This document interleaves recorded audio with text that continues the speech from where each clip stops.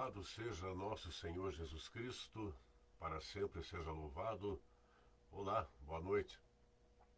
Mais uma vez juntos para a formação católica, oferecida pela Paróquia São José de Vila Oficinas, do bairro Cajuru, em Curitiba, mas porque ao vivo de modo online, disponível para quem quiser, em qualquer lugar, aí pela maravilhosa internet. É maravilhosa como é a televisão, como é o rádio, tantos meios de comunicação à disposição, depende do uso que a gente dê, com que intenção, com que método e com que aproveitamento. Comecemos. Louvado seja nosso Senhor Jesus Cristo, para sempre seja louvado. Comecemos em nome do Pai, e do Filho, e do Espírito Santo. Amém.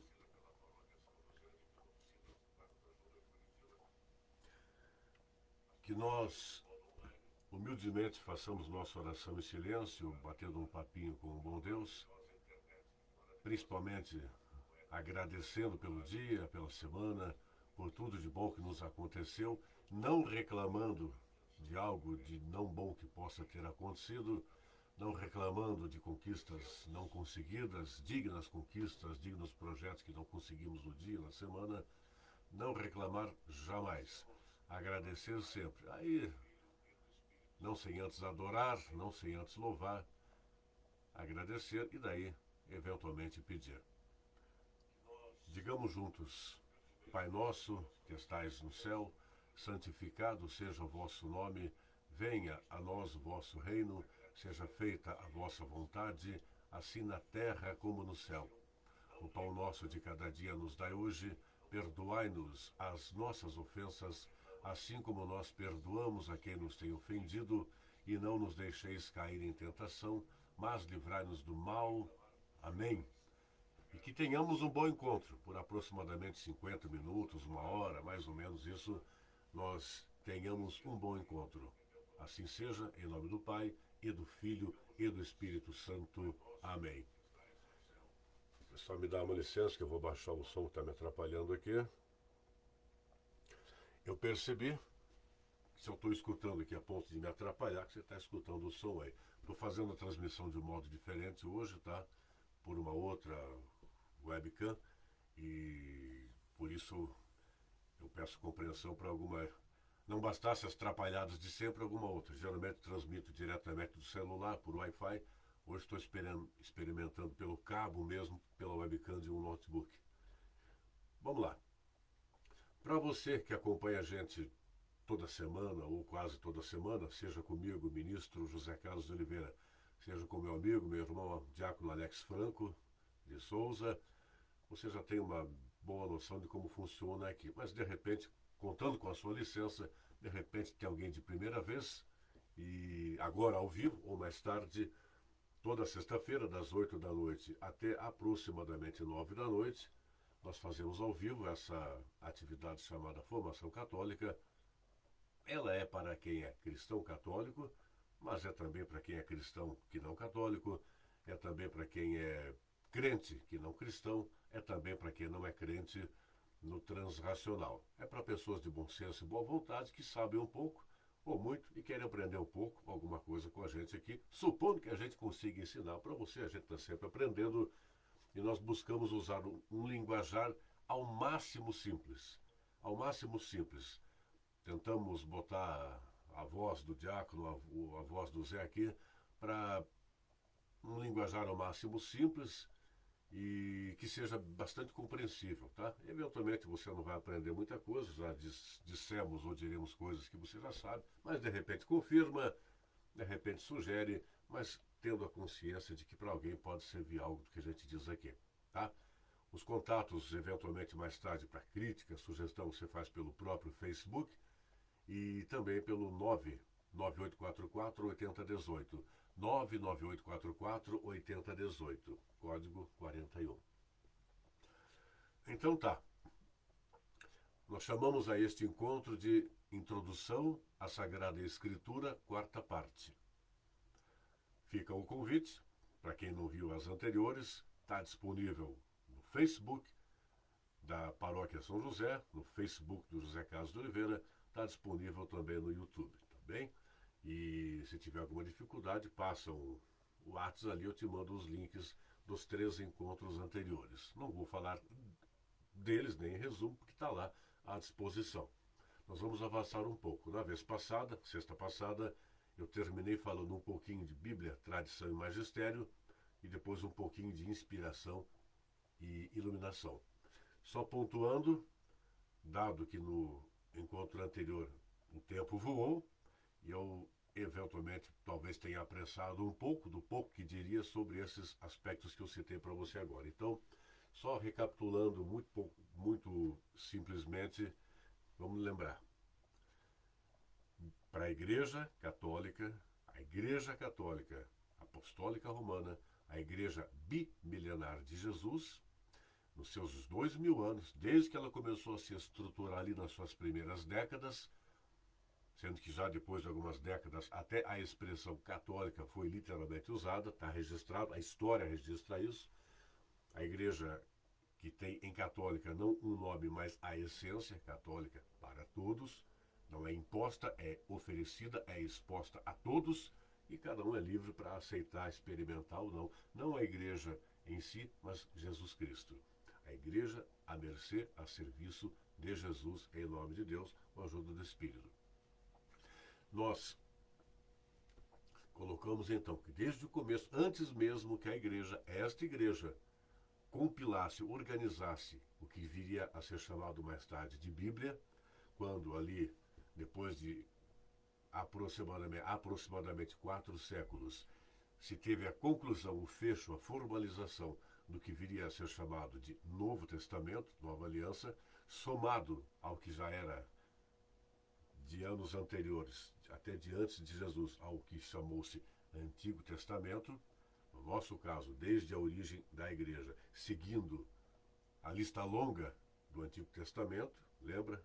Você que assistiu lá atrás, num dos encontros anteriores falamos.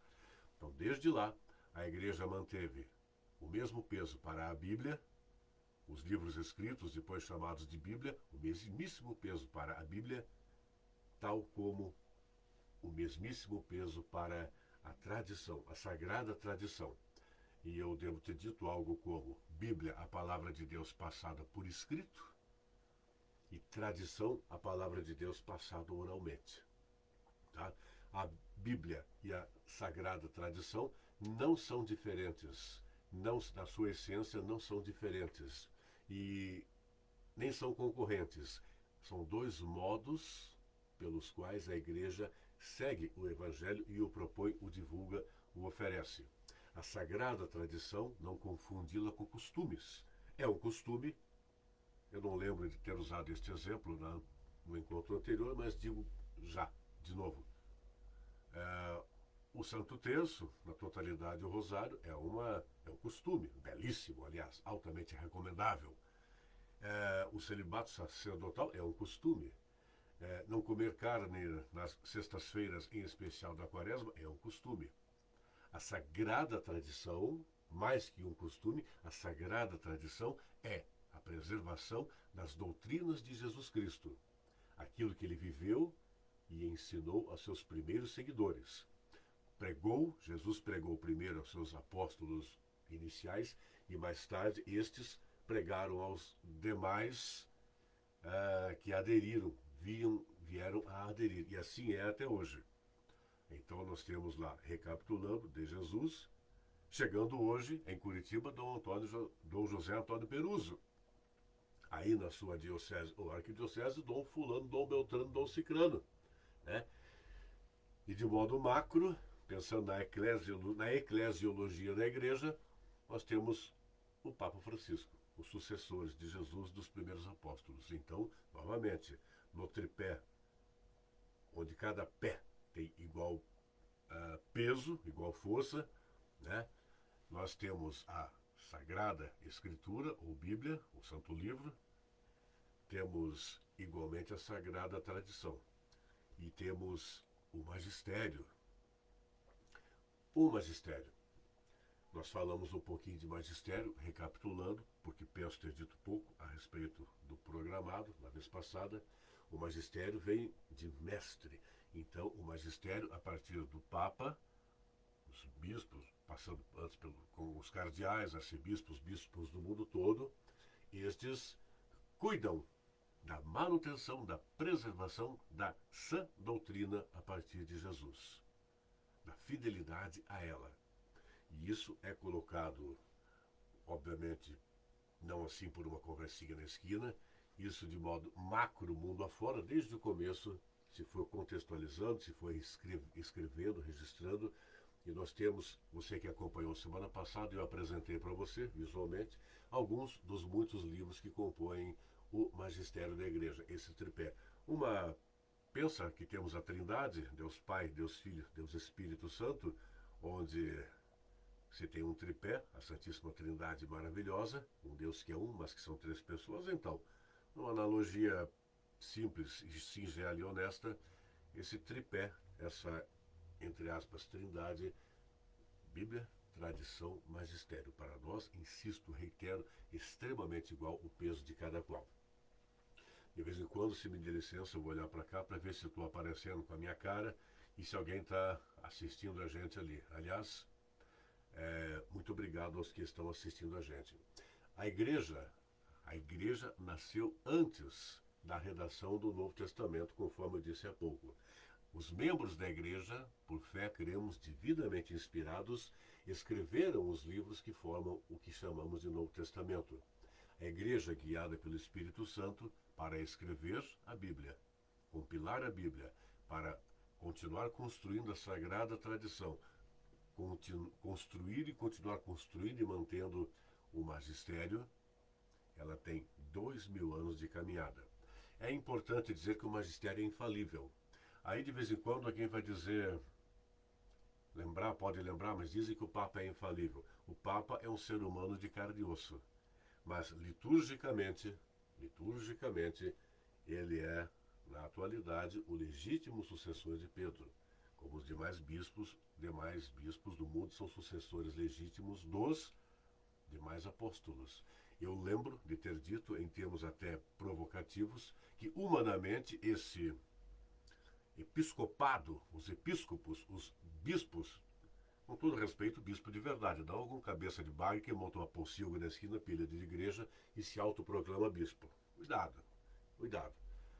Mesmo que os bispos do episcopado do bimilenar da igreja, desta igreja, vários, porque ao longo das suas existências permaneceram gente, alguns, ainda que tenham pisado na mola um pouco ou muito, e por tal estão aí tendo a correspondência diante do Criador, mesmo que humanamente possam ter pisado no tomate, digamos, liturgicamente, porque procedemos do divino e somos destinados ao divino, liturgicamente, divinamente, a coisa acontece. O episcopado tem funcionado, a sucessão apostólica sempre funcionou conforme Deus quer que assim seja.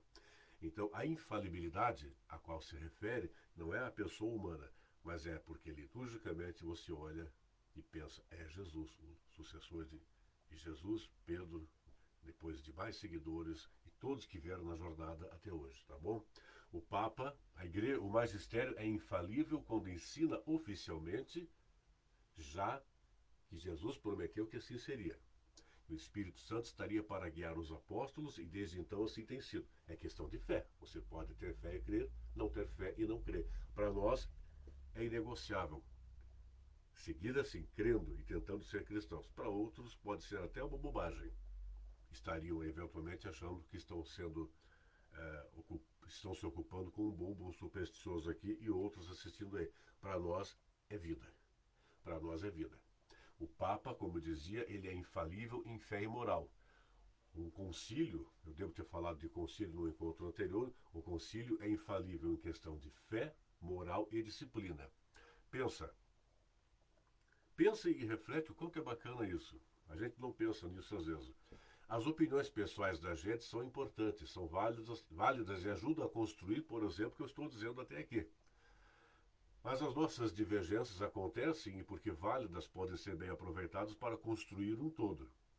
É evidente que quando junta-se todos os bispos do mundo, concílio, e tem caráter deliberativo, Não vai ter lá todos os bispos com as mesmas opiniões sobre tudo, mas você vai debatendo, dialogando, apresentando os prós e contras, gostando, não gostando, e finalmente tem-se a totalidade de uma decisão.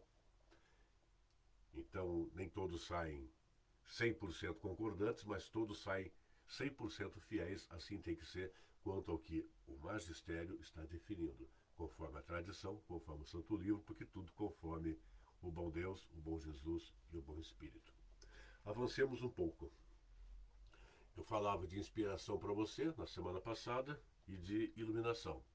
A inspiração com um acréscimo de algo que eu podia ter dito e não disse, mas uma ponderação bônus ao que foi dito a semana passada na terceira parte dessa nossa pequena série.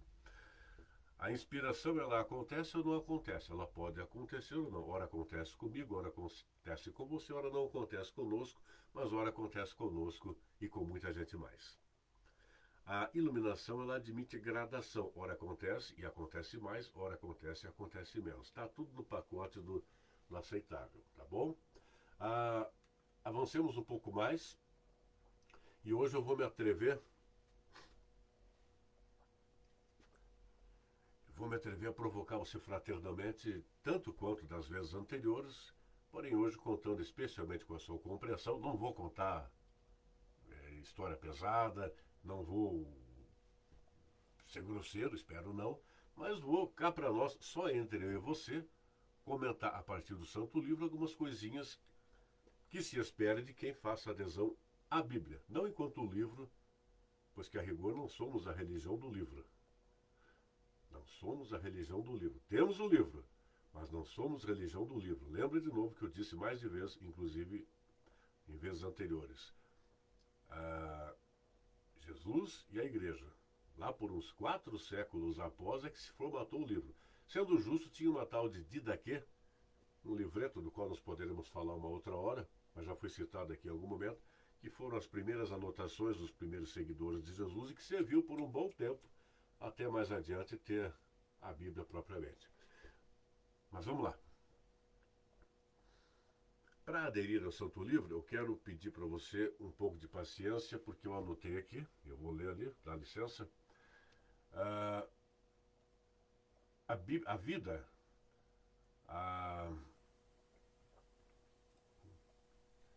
só falta eu achar, né? Mas enfim, falta eu achar que eu anotei. Onde é que está? Bom, deixa para lá, daqui a pouco eu lembro. Algumas considerações que a gente sabe, por pouco que estudemos, por pouco que oremos, por pouco que tenhamos de idade e avanço nas atividades litúrgicas, pastorais e tal, mas a gente minimamente deduz algo como, por exemplo, ou poderia deduzir, e muita gente não deduz, mas deveria, ler a Bíblia de preferência em comunidade. Falamos um pouco disso quando de leitura orante, se a memória não me trai. Porque a Bíblia é o livro da comunidade. É um livro feito em mutirão, por assim dizer, em mutirão. Mesmo que até hoje, estudiosos, pesquisadores, antropólogos, com todos os recursos, não tenham conhecimento incontestável da autoria humana de cada um dos livros que compõem a Bíblia, é obviamente claro que foi escrita por uma porção de pessoas identificadas ou não, que venham a ser identificadas ou não. Lembro que dizíamos em outras ocasiões aqui, escrita a Bíblia, os seus livros, em épocas diferentes, em situações diferentes, com culturas diferentes, com conhecimentos aquém do que temos aqui na atualidade. Quanta vez com gêneros literários e figuras de linguagem das quais falamos na vez passada e que na prática nos podem complicar um pouco o entendimento, um monte de fábulas, por assim dizer, a fantástica capacidade de botar no papel a soma de fatos que envolviam personagem A, personagem B, personagem C, em lugares diversos, colocando tudo isso em textos, nem sempre de fácil compreensão, mas que sempre de fácil encantamento, conforme nos abramos para lê-los e entendê-los e entendê-los com propriedade, com ajuda, né? Mas é um livro para ser lido e vivido em comunidade. Ele tem origem em comunidade. Também a Bíblia é um livro para nos lembrar, não porque livro, mas porque aquela que porta por escrito o plano de Deus para todos, porque aquela que sob forma de livro tem na sua centralidade Jesus Cristo, Jesus, o centro da Bíblia. Então é o livro da transformação. Mais que ler, aderir à proposta e, por assim dizer claramente, a exigência, ainda que a exigência amorosa que Deus nos faz para que nós vivamos de contribuir para a constante transformação social que nos impõe hoje, ontem, anteontem e sempre. Sempre paira, porque gente que somos falíveis, limitados e tal, sujeitos a tudo quanto é tipo de intempérie emocional, racional e tal, sempre haverá muita injustiça e muita desigualdade social, ainda que nós as promovamos sem querer. Muita gente as promove por querer, muita gente, ainda que as promova sem querer, não está nem aí para fazer algo, minimamente algo, que minimize as injustiças por aí. Algo como uma expressão que eu uso de vez em quando e não utilizei ultimamente. Nós somos, porque humanos, obras inacabadas e inacabáveis. Porém, o reino de Deus está constantemente em construção e começa dentro de nós. E embora sejamos obras inacabadas e inacabáveis, podemos assumir a responsabilidade maravilhosa de, para nosso bem, fazer o bem aos demais, construindo o reino de Deus em nós e partilhando esse bem com os demais e os demais para conosco. Imperfeitos, limitados, uns mais, outros menos, outros muitos, muito, outros nada. Mas faz parte da nossa vocação de ser humano, da nossa existência, construir o reino de Deus, os primeiros tijolos dentro de nós, para que tijolos brotem daqui, por assim dizer, e ajudem a construir o reino por aí. Inacabados e inacabáveis, mas sempre participando da construção como protagonistas, eventualmente, como coadjuvantes, eventualmente, o mestre de obras está ali, né? Ou estão ali, mas jamais como figurantes. Ai de quem se acomoda a ser figurante na construção deste reino. Protagonistas, porque eventualmente liderando. Coadjuvantes, porque eventualmente liderados. Protagonistas, porque eventualmente ensinando. Coadjuvantes, porque eventualmente aprendendo. Mas nunca meros figurantes, porque às vezes o figurante, nesse contexto, equivale ao covarde, ao omisso, ao equivocado, ao avestruz, que esconde a cabeça e deixa o resto do corpo à mostra, à mercê de que se faça o que bem entenda, dar uns pontapés, furtar a carteira do bolso, coisas assim. Brincadeira à parte, espero que você tenha entendido. Além disso, eu dizia há pouco, ter bem claro que a Bíblia é um livro de bênçãos. Quem me assiste, conversa comigo, me escutou em outras ocasiões ou leu, não vai ter surpresa no que eu vou dizer. É algo que eu digo recorrentemente e principalmente quando em ocasiões tais como uma celebração de Ezequias. No caso aqui, pontuando a Bíblia. O que é bênção? Nós poderíamos falar um monte de coisa a respeito de bênçãos, mas vamos lembrar algumas obviedades que a genuína teologia nos ensina. Deus é a fonte de todas as bênçãos. Deus é a fonte de todas as bênçãos. Jesus é a maior bênção de Deus. Novamente, Deus é a fonte de todas as bênçãos. E Jesus é a maior bênção de Deus. Mais que isso, dizendo com palavras bastante acessíveis, creio. Preste atenção, por gentileza. Eu não tenho em mãos aqui, mas se você tiver em mãos ou pensar, imagine a Bíblia na sua mão, mas não como um livro, como Deus, Jesus e o Espírito e todas as personagens que ajudaram a construir esse todo, chamado Bíblia, plano de Deus em especial, a vida de Jesus aqui, o Santo Evangelho, e de Pentecostes para cá, a Igreja.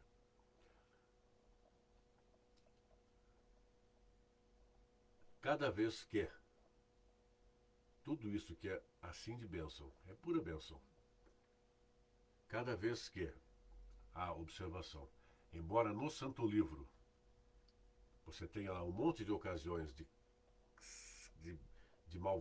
maldade, de desonestidade, de corrupção, de violência, inclusive com assassinatos, de é, adultério, bigamia e outras coisas, enfim, coisas horríveis que o dinheiro, o sexo e o poder hoje, ontem e sempre proporcionou, de ruim e de errado para alguém, embora tudo isso esteja lá, não ofuscando a essência que é o amor de Deus para todos nós e ofertado e disponível, apesar das maldições contidas em várias das suas páginas, nos Salmos, que eu citei a vez passada, não somente nele, mas maldições, sabendo contextualizar, porque estão bem aquém, bem aquém, bem aquém, bem abaixo do âmago da questão que é bênção. Bíblia, livro de bênção.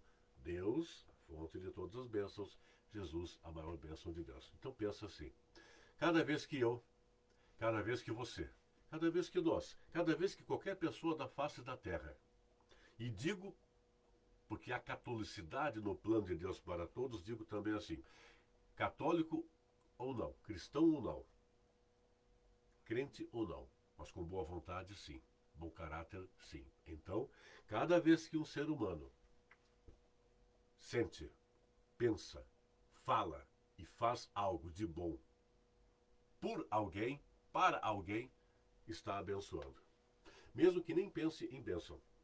Cada vez que eu ou você sentimos, pensamos, falamos, fazemos algo de bom por alguém, estamos abençoando este alguém, mesmo que este alguém não lembre de nós, não saiba de nós, não concorde conosco, não goste da gente e até tenha criticado a gente, falado mal da gente e feito até algo mal pra gente além de falar mal.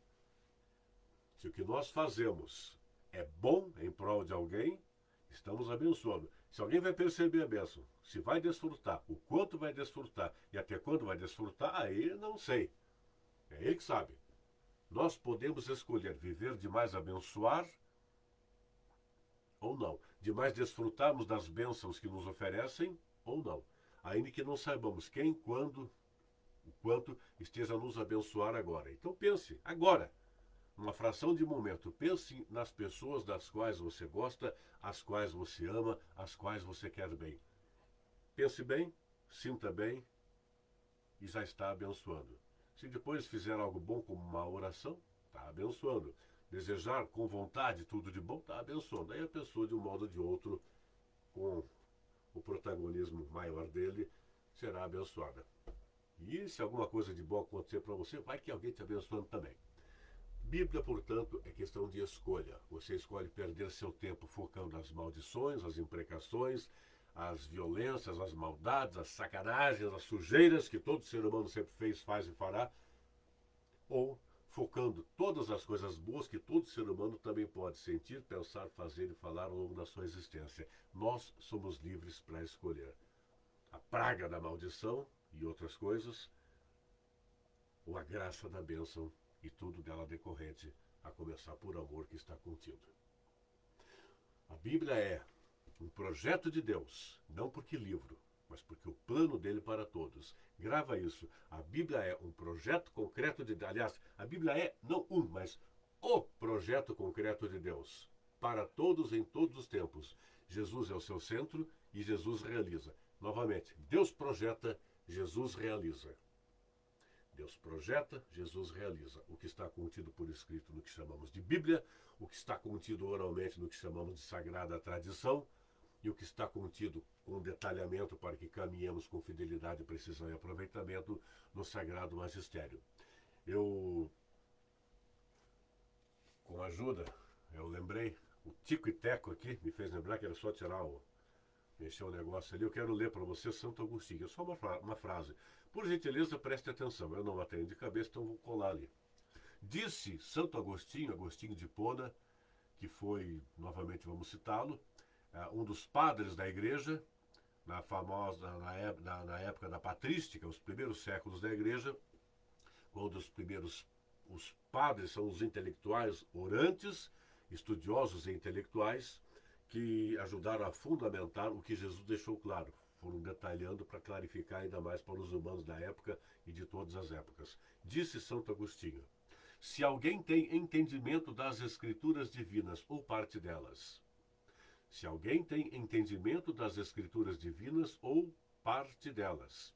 Mas, se com esse entendimento não edifica a dupla caridade, a de Deus e a do próximo, é preciso reconhecer que não entendeu nada. Só um adendo aqui, que não tem a ver com o que eu pensava, mas eu quero pontuar, vai ficar registrado aqui. Vira e mexe, algum ser humano na internet, ou pessoalmente, presencialmente, para alguém, que não apenas para mim até ultimamente não aconteceu, só pelas costas. Diz assim, quando alguém, um padre, um leigo, alguém que estudou bastante, que tem aproveitamento do estudo, que procura ensinar a doutrina corretamente, diz, olha, é preciso, além de rezar muito, além de ter fé e orar muito, que são mais importantes, é fundamental estudar muito para embasar a fé e a oração que você tem. E às vezes aparece um equivocado, para não dizer outra coisa, né? Jesus era simples, importante, que era só fazer como ele fez e tal. Ok, evidentemente que sim. Amor, fé e oração, sem dúvida, precedem ao estudo. Mas pensa, essas criaturas que falam que não precisa estudar para aprender sobre as coisas de Deus da igreja, não teriam a Bíblia, não teriam nada, não teriam notebook, computador, smartphone, não teriam, estariam, nem a roda teríamos. São as pessoas que pensam, que estudam, usam o cérebro para mais que apenas contrapeso para o crânio, para que não saia voando quando bate o vento. São as pessoas que estudam, que pensam um pouco mais, que aprendem isso, aprendem aquilo e ensinam para todos coisas que depois são corriqueiras, como um simples lápis, uma simples caneta, que brotaram de estudo, de aprendizado. Então, sim, fé e oração são mais importantes, sem dúvida nenhuma. Jesus é simples, sem dúvida nenhuma. A simplicidade há que ser buscada e vivida amorosamente, mas é preciso estar sempre estudando e é uma vergonha, com internet, com televisão, com tanta fartura de conteúdo, a pessoa... Vergonha pode até não ser para muitos, mas é um desperdício estar tão próximo de tanto conteúdo, na mesa tão farta, e permanecer com fome ou menos alimentado e não perceber isso. Bom, vamos avançar um pouquinho e já é interessante que avançando para ler, eu citei Santo Agostinho, quero citar agora o documento de Aparecida. Eu mostrei para você semana passada a capa dele, lembra? Você que acompanhou, eu resumi o que é esse tal documento de Aparecida. Mas veja que barbaridade está escrito lá. Barbaridade com ironia. Lembra do Santo Agostinho agora há pouco? Escuta mais essa. Quem lê e estuda a Bíblia, mas não olha a realidade do povo oprimido, nem luta pela justiça e pela fraternidade, é infiel à palavra de Deus e não imita Jesus Cristo. Documento de Aparecida, parágrafo 61 a 63. Resumo, lógico.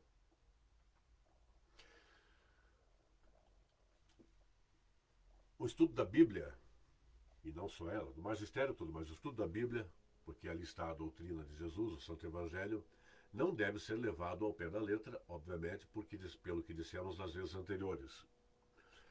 Deve ser feito de modo intenso, amoroso, com intensa disciplina e seriedade, e nós devemos fazer um esforço de não fazer com o texto sagrado e com todo o magistério, com tudo que escutamos, vemos ou assistimos e lemos, não fazer com tudo isso que muitas vezes fazemos na vida a toda hora, que é reduzir a amplitude do tudo que nos cerca ao nosso umbigo. Tipo,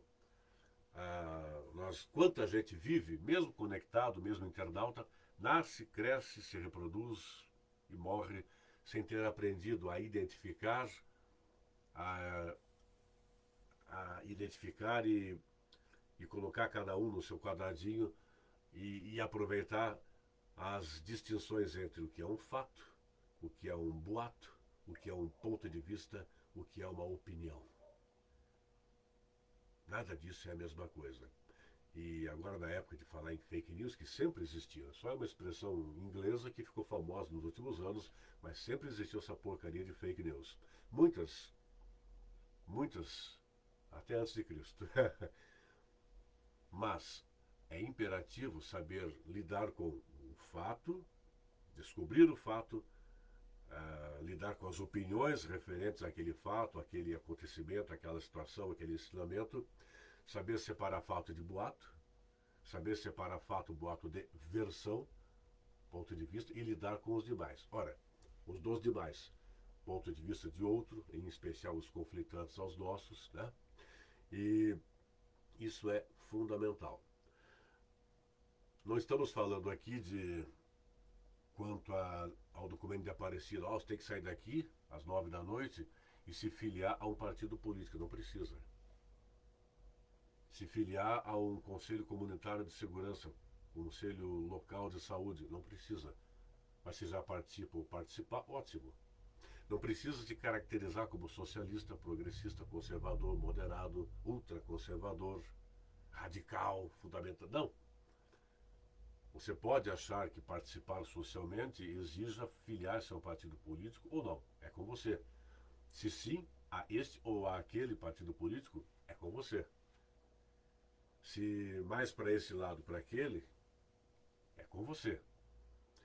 Se mais com o pé caminhando lento ou mais rápido, é com você. É o seu jeito de ser, a sua maneira de ver as coisas. Mas há que ter clareza de que Jesus não exerceria violência física nem verbal, seria do diálogo, da harmonia, da tolerância, do amor, inclusive para os divergentes. Aliás, especialmente para com os divergentes. Sem ser submisso, sem ser subserviente, tendo a autoridade a partir da humildade e da fundamentação da oração.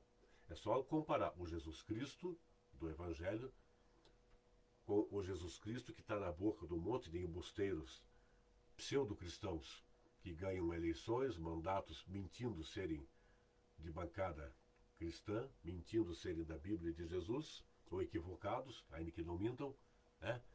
Isso na televisão, na política e para tudo quanto é canto. Como seria Jesus o próprio comparado com o comportamento de muitos que em todos os tempos se comportam como se fossem equivalentes a ele? Ser cristão é diferente de parecer ser, de dizer ser, de simular ser, de fazer de conta ser. Nós vamos pontuar um pouquinho de exegese e de hermenêutica, brevemente, e daqui a pouco a seguir o caminho para a nossa parte final, que não será de 5 minutos, será um pouco mais longa, tá? Não se anime aí. Mas eu quero pontuar brevemente assim: exegese e hermenêutica. Há excelentes exegetas católicos e excelentes exegetas dentre os irmãos das denominações separadas, em especial das denominações reformadas e as primeiras dissidências delas, já com caminhada, com jornada, com estudo, com aproveitamento. Então, bons professores, por exemplo, bons exegetas católicos e dentre os irmãos separados, idem quanto a hermeneutas. Eventualmente alguém vai dizer que hermenêutica e exegese seriam algo mais equivalentes, mas numa linguagem simples é assim. Exegese é algo como com critério, com fundamentação. O exegeta ele vai lá, pode ser que amanhã você ou eu venhamos a ser exegetas e contribuamos, mas a exegese, e já foi feita a exegese, a dá com pau em cada vírgula do Santo Livro, mas não se esgota tamanha a riqueza do texto, porque há Deus ali. Jesus no centro e o Espírito na retaguarda, por assim dizer. Exegese é, você pega lá um texto, vamos fazer de conta, o primeiro capítulo do livro de São Mateus. Determinada passagem ali, por exegese, você vai estudar, analisar e vai extrair de dentro daquela passagem o que aquele autor quis dizer para aquele público, aquele povo, aquele destinatário, daquele tempo, naquele lugar, naquela época, naquela situação. Então, o exercício de exegese é a tentativa concreta, com bons frutos, de que nós hoje, aqui, entendamos ao máximo o que se quis dizer naquele momento, naquele contexto. Isso é uma exegese, para nós nos aproximarmos com muito mais acento do que aquele texto quer dizer. e não incorremos no erro de tirarmos conclusões erradas. A hermenêutica é a interpretação daquela mensagem e a capacidade de tirar o que valia lá, trazer o que valia lá naquela época para cá. Eu não tenho de memória uma passagem, mas vamos teorizar assim. Na passagem do livro de Fulano, capítulo tal, versículos tais. A mensagem era, naquela época, não mentir é bom. Não mentir é coisa de quem é cristão, quem é seguidor de Jesus. Valia lá. Vale cá. É ou não é? É ou não é? Então a exegese nos permite entender que lá essa era a mensagem. A hermenêutica nos permite trazer para o hoje a mensagem. Tá? Eu quero pedir a você agora paciência para me escutar a ler um trecho um pouco maior. Eu deixei aqui já separado. Deixa eu trocar de zóio. Eu estou treinando para ser aqueles velhinhos meio caipira, que em vez de botar um óculos, além de precisar de óculos, que é natural, cada vez mais, o bobão aqui, ao invés de fazer um óculos multifocal que se fala, né, para economizar um trocado, fiz um para longe, um para perto e me arrependi a dar com pau. Mas, feito isto, eu peço que você escute comigo o seguinte. Eu vou ler para você, partilhar com você uma passagem conhecida do Santo Livro, conhecidíssima, e aí nós vamos fazer algumas considerações a respeito e aí nós concluímos por hoje, tá? Estou olhando a hora, minha cara aparece ali, contando com a sua atenção, vamos lá. Mas preste atenção no que eu vou dizer antes do texto propriamente. É discípulo de Emaús, a passagem dos discípulos de Emaús. Certamente você já a tem não decorada, mas a tem aqui já. Mas eu quero que você pense desde já, e eu vou repetir depois. Que tipo de discípulo de Emaús você tem sido? Que tipo de discípulo de Emaús você tem sido? E por que esta passagem? Não precisa ser esta. Outras tantas poderiam ser. Esta aqui é uma dentre outras que pode, na leitura que faremos e nas ponderações que faremos a seguir, nós podemos refletir que aqui está sintetizado, não só aqui, mas aqui também, o resumo do Santo Livro. Não enquanto livro. O resumo do Santo Livro enquanto plano de Deus para todos, cujo centro é Jesus Cristo, cujo parceiro de Deus e Jesus é o Espírito Santo, a Santíssima Trindade. Então, desde a plenitude da revelação de Deus em Jesus Cristo, em Jesus, a revelação de Deus se fez plena para todos, por todos os tempos, com a ressalva de que, por ser absolutamente inesgotável, eterno, incalculável no seu todo, na sua totalidade, plenamente revelado o seu plano em Jesus, mas sempre há mais por descobrir do mistério chamado Deus. Que tipo de discípulo de Emaús você tem sido? Escuta comigo e depois a gente continua a conversa. Naquele mesmo dia, 2 discípulos iam para um povoado chamado Emaús, distante uns 11 quilômetros de Jerusalém, e conversavam a respeito de tudo o que tinha acontecido. Enquanto conversavam e discutiam, o próprio Jesus, tendo se aproximado, pôs-se a caminhar com eles. Seus olhos, porém, estavam impedidos de reconhecê-lo. E ele lhes disse: Que assuntos são esses que discutis enquanto caminhais?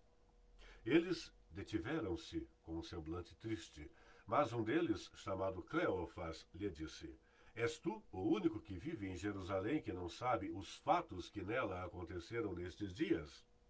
Ele lhes disse: Quais?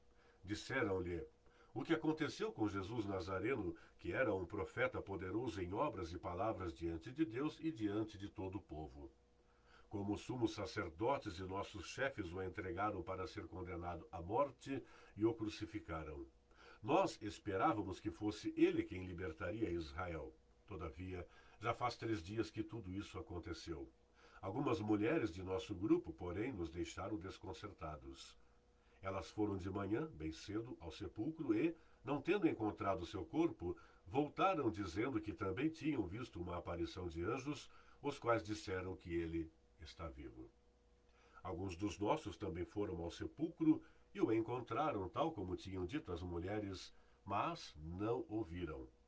Então ele lhes disse: insensatos e lentos de coração para crer em tudo o que anunciaram os profetas. Não era necessário que o Cristo sofresse tudo isso para entrar em sua glória?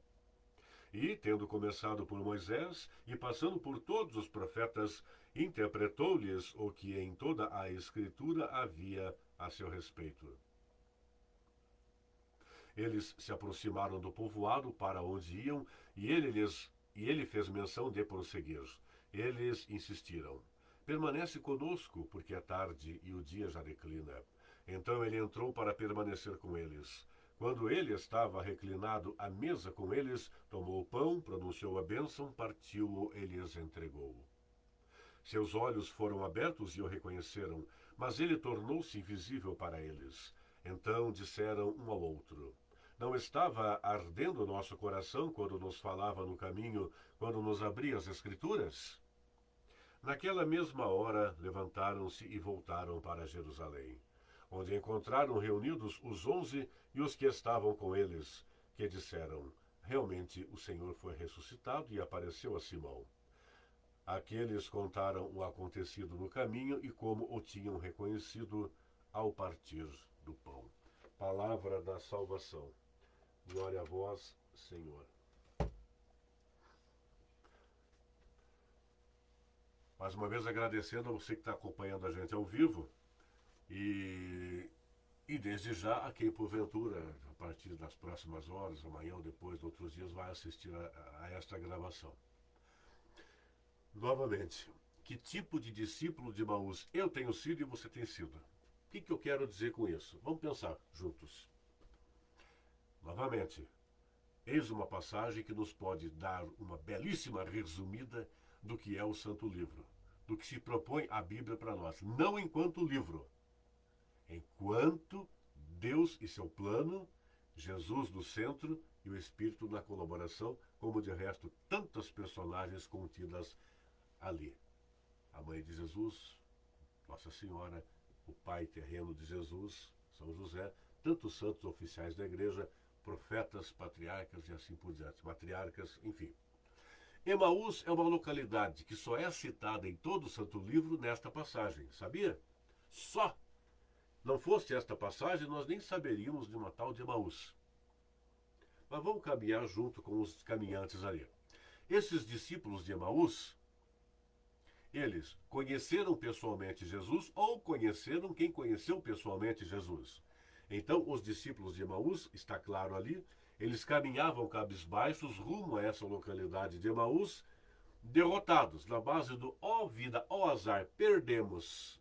Nós aderimos a Jesus Cristo, seguimos a Jesus, tendo conhecido pessoalmente a Ele ou não, mas aceitado-o como o Cristo, como o Salvador, aderiram a Ele, creram, mas na verdade apenas acreditaram. A diferença entre crer e acreditar é gigantesca, que eu não esqueço de pontuá-la daqui a pouco, senão se me cobre. Ora, como caminhavam relativamente pouco após o assassinato de Jesus, não digo minutos após, mas dentro daquele pequeno hiato de tempo em que ele claramente disse: é preciso que o Filho do Homem seja submetido a tudo isso, para que ele morra humanamente uma única vez, e pouco depois, no terceiro dia, venha a ressuscitar para dar validade ao cristianismo. Tire a ressurreição do cristianismo, não existe cristianismo. Então, era preciso que ele morresse humanamente uma única vez para poder ressuscitar e dar plenitude ao cristianismo, ao que Deus quis que fosse enquanto seu plano, cumprir a vontade do Pai. Por que só acreditaram e não creram? Porque, enquanto ele até foi perseguido, caluniado, preso, julgado injustamente, surrado terrivelmente, na verdade, como que se diz, me fugiu a palavra, torturado, torturado terrivelmente e finalmente crucificado, ou seja, assassinado da maneira mais cruel à época. Nada era mais cruel à época, os piores bandidos eram crucificados à época. Tudo isso engoliram a duras penas esses discípulos de Emaús. Quando ele foi sepultado, de algum modo, quando viram ou ouviram falar que aquela pedra gigantesca tapou onde ele foi o sepulcro, de repente, se não na hora depois, foram ficando cabisbaixos e vamos caminhar e vamos embora, porque aqui não dá. O mestre era bom em tudo, o mestre era bacana, maravilhoso, ele estava certo em tudo, mas quando morreu, acabou. Jesus, eu tenho usado essa expressão de vez em quando, em outras atividades, eu vou me atrever a ela de novo. Com sua licença, Jesus foi cristão. O que quero dizer com isso? Jesus foi cristão. Cabe a um cristão não ser intrometido, mas cabe a um cristão ser disponível. Cabe a um cristão não ser interesseiro, mas cabe a um cristão ser interessado. E sendo interessado, ser interessante. O que quero dizer?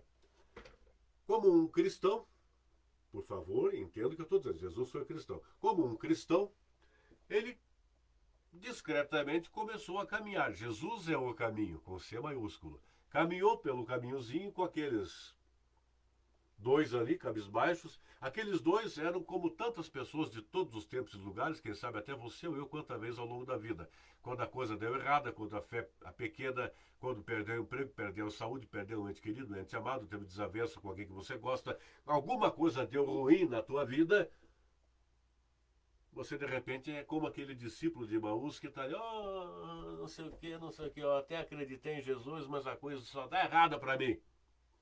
E ele, Jesus Cristo, sendo cristão, e nós podemos ser, como quem não quer nada, não se intrometeu, mas começou a caminhar ali, e conforme caminhava, começou como se fosse, bom dia, como é que vai, tudo bem? Como se fora hoje um sorriso estampado da cara, com licença, como é que vai? Tá frio, tá chuva, calor, bom dia. Tá um bom dia. A previsão do tempo, quem faz não é o CIMEPAR, somos nós. Pela nossa atitude, não porque vai chover ou nevar. A nossa atitude faz o dia bom.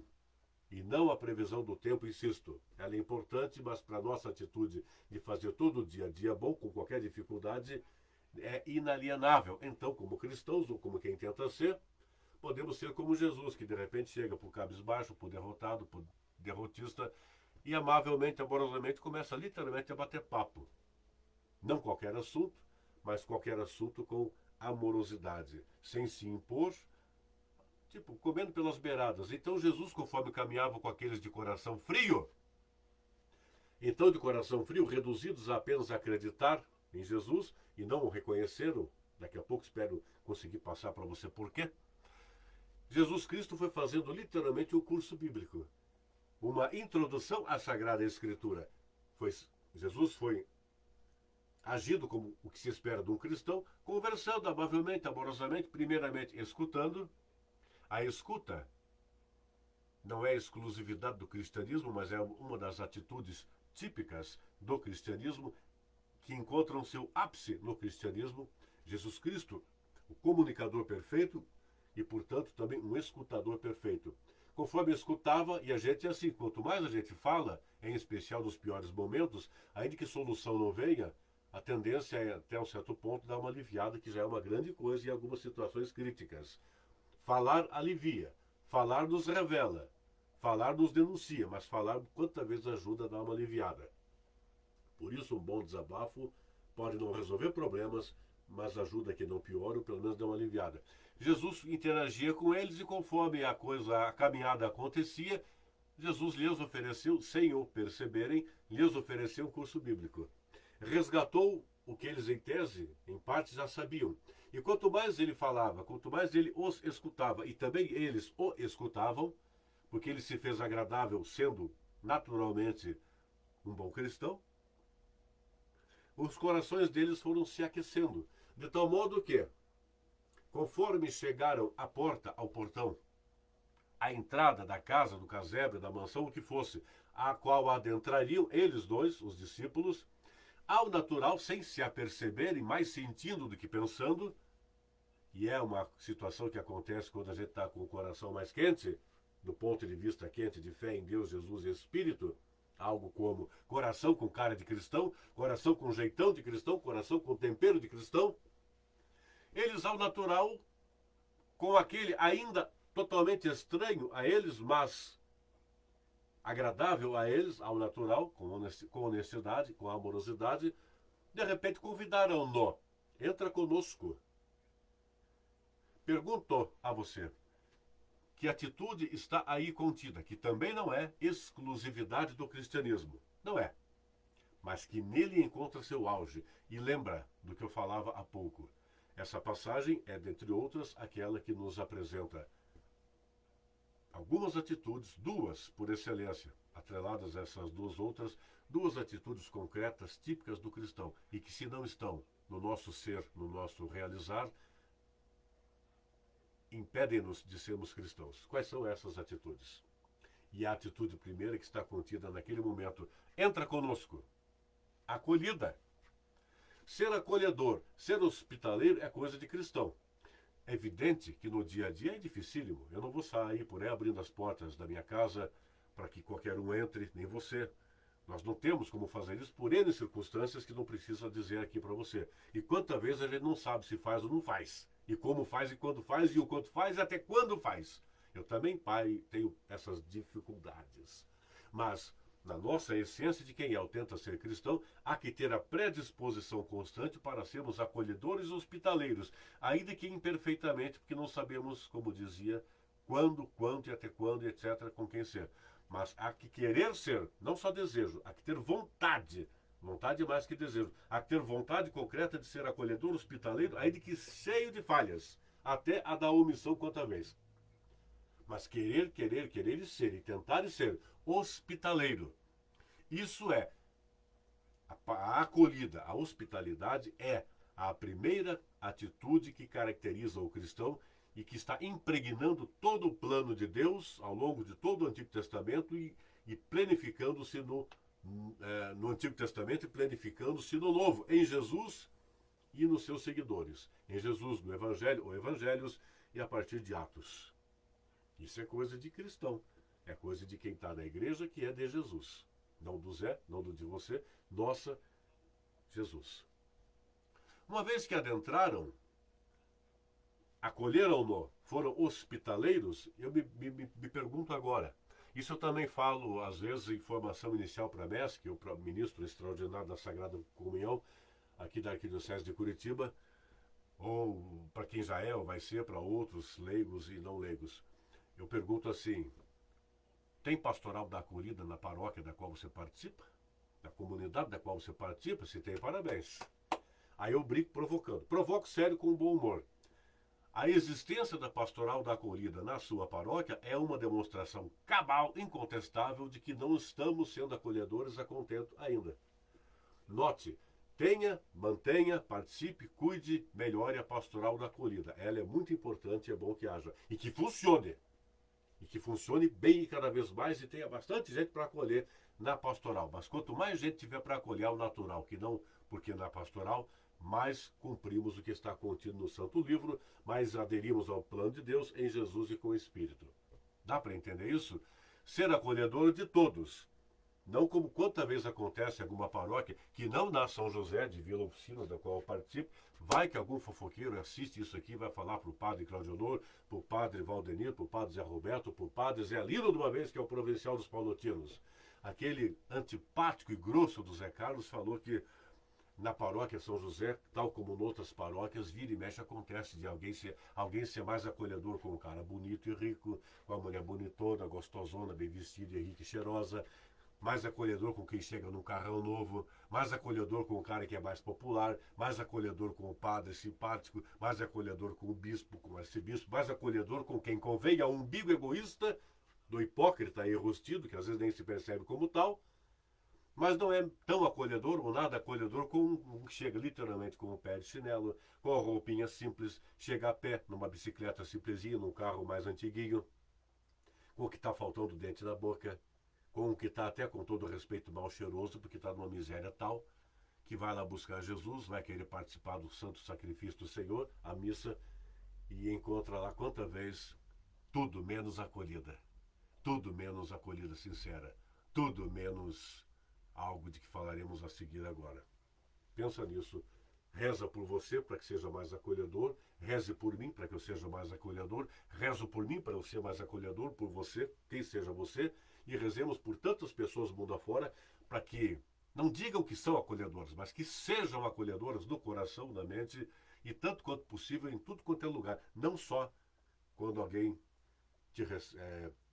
quando você vai à Santa Missa, ou no seu caso de irmão cristão que não católico, ao culto, nas suas celebrações litúrgicas, como quer que você as domine. Ser acolhedor sempre, não só lá no templo, ao qual se chama a igreja, mas em todo lugar, o grande templo, que é tudo por onde estejamos, ao qual chamamos igreja, onde devemos ser cristãos. Ser acolhedor, imperfeitamente, sim. Limitadamente, sim. Mas, sinceramente, amorosamente, perseverantemente, sim. O resto, ele vai ajudando.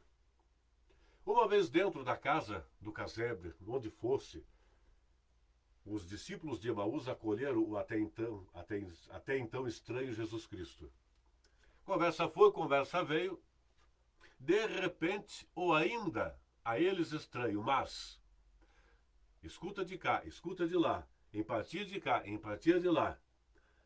Harmonia, conversa, diálogo, curso bíblico, por assim dizer. Avançou, revisão da formação bíblica deles melhorou, coração esquentou mais um pouco, e o que aconteceu? Come conosco. Vem ter conosco a mesa. Fosse mesa, chão, não importa. E aqui não importa se era pão com água, se tinha vinho, se tinha xarope, gasosa Cília, Coca-Cola, Fanta, tô brincando. Se tinha lasanha, se tinha alcatra, se era vegetariano, vegano, se era só de peixe, se era só de gado, só de carne. Não importa isso. Importa o seguinte, não está escrito, mas está claro que, com seus corações aquecidos pelo curso bíblico que tiveram com o cristão chamado Cristo. Lembra disso? Novamente, mais sentiram do que apenas pensaram. Não estou falando que é só sentir e não pensar. As duas coisas caminham. Mas de que adianta pensar com o coração gelado? Não é cristão.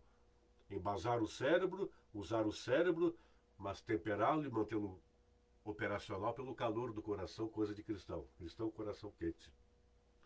Vem ter conosco a mesa. E detalhe, novamente, o texto não diz, mas deixa claro. Não ofereceram a ele as sobras da refeição anterior. Não está escrito, mas se entende, se subentende com certeza que um não cochichou ao outro, olha, corre lá na geladeira, não tinha geladeira, brincadeira, corre lá na geladeira, esconde a carne, vamos fritar um ovinho para ele e tá bom assim. Depois que ele for embora, nós comemos a carne. Não. Se iam comer coisas simples, uma lata de sardinha de 3, 4 reais, ou 1 quilo de filé a 30, 40, 50 pila, como está hoje em dia, o que eles comeriam e beberiam à mesa, só eles, ou com quem mais estivesse lá, ao estranho ofereceram. Isso é o quê? Partilha. Esta é a segunda atitude concreta que se espera de quem é ou tenta ser cristão. Primeiro, acolhida e hospitalidade. Segundo, por consequência, complemento tão importante quanto partilha. O que se tem, se partilha, não só quanto a comida.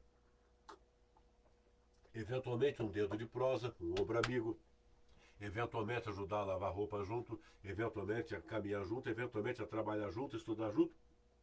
Partilhar algo que te faz falta até, mas porque partilha de coração, não vai te fazer falta, e se bobear acontece aquilo que não é superstição, é maravilhoso no cristão. Você dá de si sem esperar nada em troca, e quanto mais dá sem esperar nada em troca, mais sente que recebeu mais do que doou. Não é assim? Não é superstição. Mas o ápice da partilha teve mais ainda. Lembra do texto? O ainda estranho, novamente, isso é coisa de cristão, atenção. O ainda estranho, que já tinha dado para eles uma formação, uma bela de uma introdução ou revisão à Sagrada Escritura, curso bíblico. De coração morno, de quem apenas reduziu-se a acreditar em Jesus, quanto mais quente o coração, mais eles o acolheram e depois partilharam com ele. Mas ele, porque cristão, e cabe a nós sermos assim também, não intrometidos, mas mesmo quando acolhidos, mesmo quando destinatários da hospitalidade de alguém, nós podemos, mesmo que visitantes, ser hospitaleiros, acolhedores com quem nos hospeda, acolhedores com o nosso anfitrião. Lembra? Sem ser intrometido, sem ser impositivo, mas ser disponível. Não impor, expor. Com amor, com ardor, ao natural. Não precisa ser artificial. Essa troca de acolhimento, pouco importando aí quem é o hospitaleiro, quem é o hóspede e o anfitrião, uma troca de acolhimento, uma troca de hospitalidade, de tal modo que também a partilha. Eles ofereceram partilhar a refeição. E Jesus foi protagonista, não se intrometeu, mas Jesus é o cara, né? Ele pega o pão, o parte e o oferece. Não estamos a falar de uma segunda edição da Quinta-feira Santa, a Santa Ceia. Mas nós lembramos, claro, mas não é uma segunda edição daquela Quinta-feira Santa que nós lembramos e dela fazemos memória há 2000 anos naquilo que chamamos de Santa Missa, da qual falamos e falaremos em outra ocasião. Mas hoje nós vamos lembrar, o até então estranho, tomou o pão que estava sobre a mesa, que lhe foi oferecido pelos seus hospitaleiros, ele acolhido, mas acolhedor, partiu e ofereceu. Partiu e entregou. Naquele momento, os olhos, está lá no texto, os olhos dos hóspedes, os olhos dos hospitaleiros, dos anfitriões, os olhos dos discípulos de Emaús se abriram. Não esses olhos físicos, esses aqui. E olharam e finalmente viram Jesus. No que ouviram, ele desapareceu. Mas para lá. Pensa comigo. A teologia original nos ensina que quando nós formos para Jerusalém Celeste, nós vamos ter lá nossa alma juntada na ressurreição ao nosso corpo glorioso. O corpo físico vai para a terra, respeitosamente no cemitério, lugar de lembrança daquele que se emprestou a nossa essência, a nossa alma, ao nosso espírito, de modo glorioso. A teologia nos ensina que, a igreja nos ensina que será algo tão maravilhoso, não exatamente nessa feição aqui.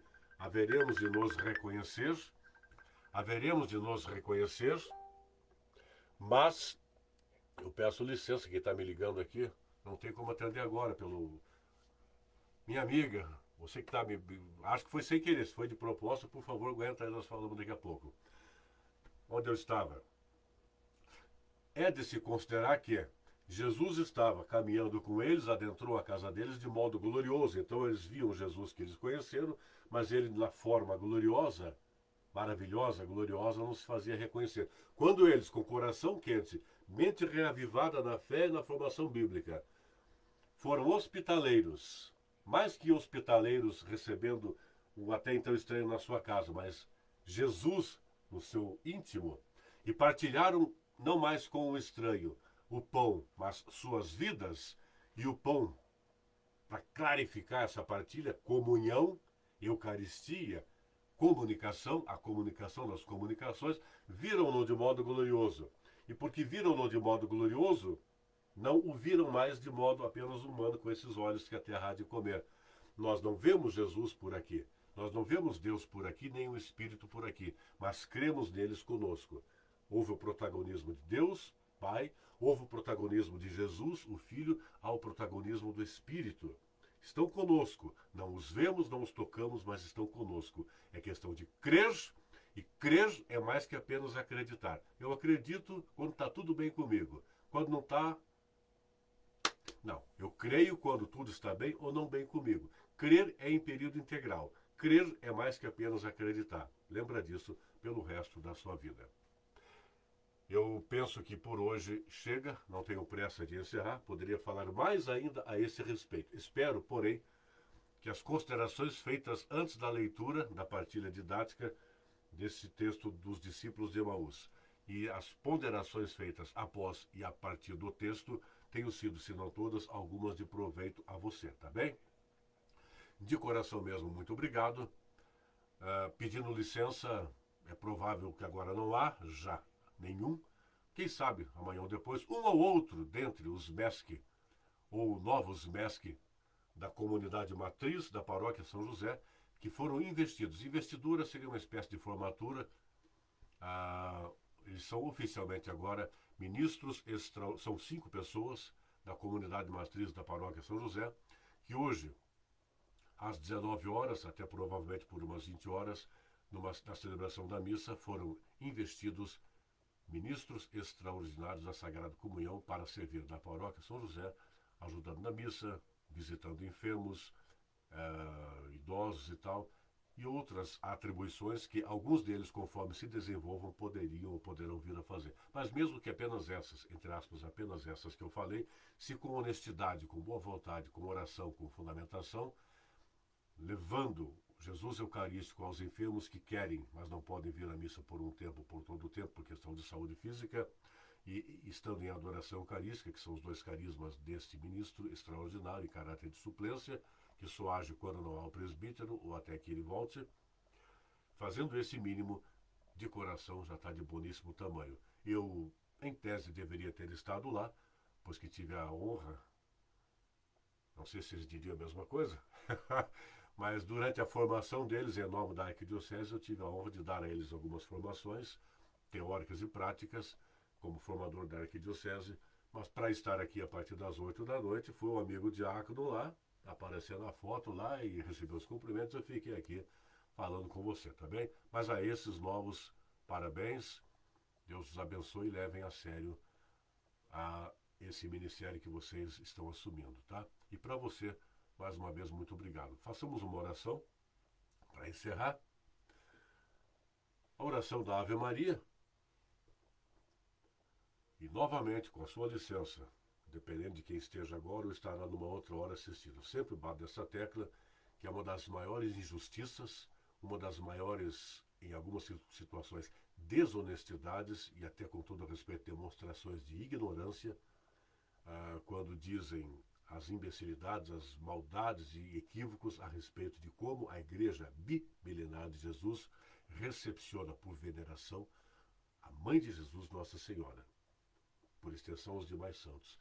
Ela só é o que é por causa de Jesus. Ele, ela. Ela e de São José. Ela, a Mãe de Jesus. O Pai terreno de Jesus, São José. E os demais santos oficiais da Igreja são pessoas humanas às quais se venera, homenageia, tá? Pedir a eles a intercessão junto a Jesus é possível. Rezar direto à fonte é perfeitamente possível. Por aproximação de uma afinidade com o testemunho de vida de um ou outro santo, nós podemos pedir a ele ou a ela que interceda junto a ele. Lembra? Ele atende quando, se, o quanto quiser. E sempre, tudo que de lá provém é para o nosso bem, ainda que não aceitemos como tal de imediato. De lá só vem o que é bom, até quando há dor aqui, porque lá só há amor. A dor aqui é para fomentar em nós o amor. É difícil explicar, mais difícil assimilar, principalmente quando a dor é em nós, né? Mas é por aí. Ave Maria, cheia de graça, o Senhor é convosco. Bendita sois vós entre as mulheres, e bendito é o fruto do vosso ventre, Jesus. Santa Maria, Mãe de Deus, rogai por nós, pecadores, agora e na hora da nossa morte. Amém. O vídeo vai ficar disponível no Facebook, ainda hoje ou até amanhã eu coloco no YouTube também, tá bem? Contato 99844-8018, 99844-8018, código 41. Boa noite, tchau, até a próxima.